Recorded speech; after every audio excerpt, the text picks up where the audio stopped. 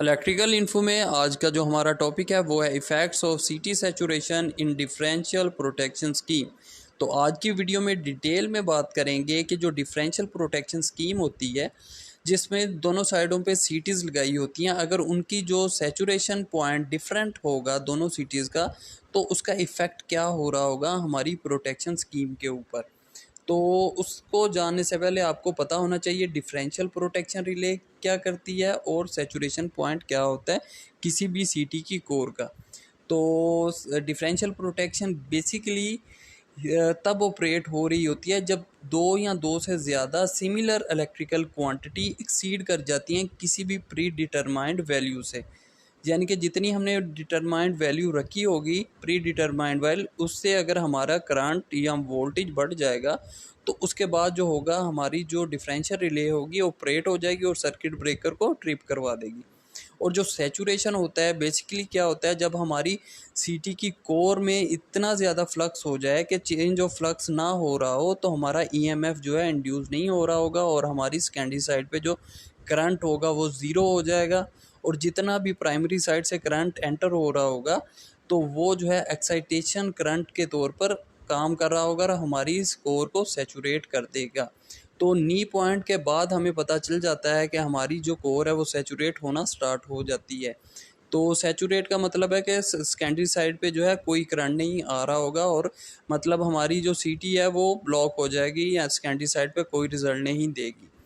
तो अब आ जाते हैं मेन टॉपिक के ऊपर के इम्पोर्टेंस क्या है या इफ़ेक्ट क्या है सिटी सैचुरेशन के हमारी डिफरेंशियल प्रोटेक्शन स्कीम में। तो डिफरेंशियल प्रोटेक्शन स्कीम बेसिकली जो है किसी भी इक्विपमेंट को या ख़ास हिस्से को या जोन को जो है प्रोटेक्ट कर रही होती है। ज़्यादातर ये इक्विपमेंट को प्रोटेक्ट कर रही होती है जिसमें ट्रांसफार्मर आ सकता है, जनरेटर होता है और अल्टरनेटर वगैरह को ये प्रोटेक्ट कर रही होती है। और ये प्रोटेक्ट तब ही कर रही होती है जब उनमें इंटरनल फॉल्ट आ रहा होता है। इंटरनल फॉल्ट होगा या दोनों सिटीज़ जो होंगी उसके इर्द गिर्द उनकी लिमिट में अगर कोई फॉल्ट आ रहा होगा तो ये जो है उनको प्रोटेक्ट करवा रही होंगी, जो हमारी डिफरेंशियल प्रोटेक्शन होगी। अगर फॉल्ट इनसे इस जोन से बाहर आ रहा होगा तो हमारी जो डिफरेंशियल रिले है इस पे एप्लीकेबल नहीं होगी, वो एक्सटर्नल फॉल्ट के तौर पर शो हो रहा होगा। तो फिर हम बात कर लेते हैं कि अगर ये दोनों जो सिटीज़ होती हैं जो दोनों साइडों पे हर फेस पे दो दो लगी हुई हैं, तो जैसे ये अल्टरनेटर है उसके राइट साइड पे और लेफ़्ट साइड पे दो जो हैं वो सिटीज़ लगी हुई हैं हर फेज़ के ऊपर। तो अगर हमने इनकी दोनों की मैग्नेटाइजिंग जो प्रॉपर्टी है यानी कि कोर की मैग्नेटाइजिंग प्रॉपर्टी डिफरेंट होगी या सैचुरेशन पॉइंट डिफरेंट होगा या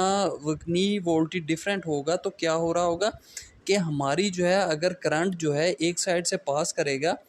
अगर कोई भी फॉल्ट करंट आएगा तो एक जो है हमारी सिटी जो है सैचुरेट हो सकती है और दूसरी जो है सैचुरेट नहीं होगी, जिसकी वजह से क्या है एक सिटी की सेकेंडरी ज़ीरो हो जाएगी और दूसरी की ज़ीरो नहीं होगी। तो हमारी जो है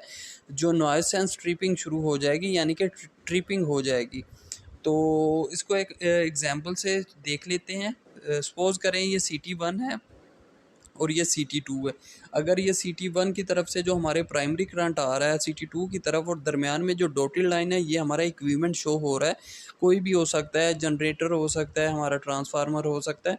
तो इस ये डॉटेड एरिया में अगर कोई फॉल्ट आ जाता है यानी इंटरनल फॉल्ट आ जाता है तो क्या होगा हमारी सीटी जो है, अगर CT1 का जो है सैचुरेशन पॉइंट कम है तो CT2 का जो है डिफरेंट है, तो क्या हो रहा होगा कोई भी फॉल्ट आएगा तो ड्यूरिंग फॉल्ट कंडीशन हमारा जो है करंट जो होगा मैग्नीट्यूड तो सेम होगा दोनों सिटीज़ का, लेकिन CT1 जो होगी हमारी सैचुरेट हो जाएगी और CT2 सैचुरेट नहीं होगी। जब CT1 सैचुरेट हो जाएगी तो उसकी सेकेंडरी साइड पे जो करंट है वो फ्लो नहीं कर रहा होगा, ज़ीरो हो जाएगा और जितना भी करंट होगा वो एक्साइटेशन करंट के इस तौर पर इस्तेमाल हो रहा होगा CT1 की कोर में। तो जिसकी वजह से क्या होगा डिफरेंशियल प्रोटेक्शन रिले जो है वो ट्रिपिंग देगी यानी कि वो ऑपरेट हो जाएगी और नॉइसेंस ट्रिपिंग देगी यानी कि जितनी हमने सेट की होगी उससे डिफरेंट हो जाएगा, क्योंकि ये जो है हमारी फॉल्ट जो है वो सैचुरेशन की वजह से हो रहा है। तो इसी वजह से हमारी जो है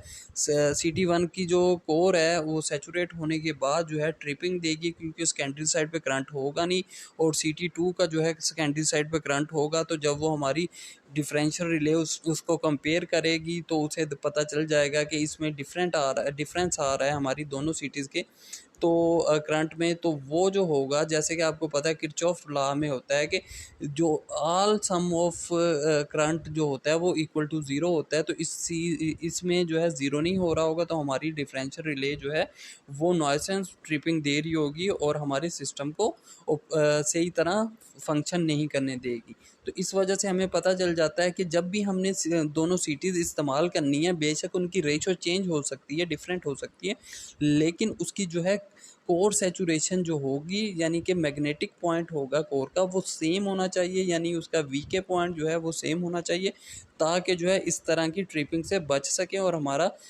जो है एक डिफरेंशियल प्रोटेक्शन की स्कीम है वो सही तरह काम कर सके और हमारे इंटरनल फॉल से हमारे इक्विपमेंट को बचा सके। अगर वीडियो अच्छी लगी हो तो हमारी वीडियो को लाइक ज़रूर कर दें।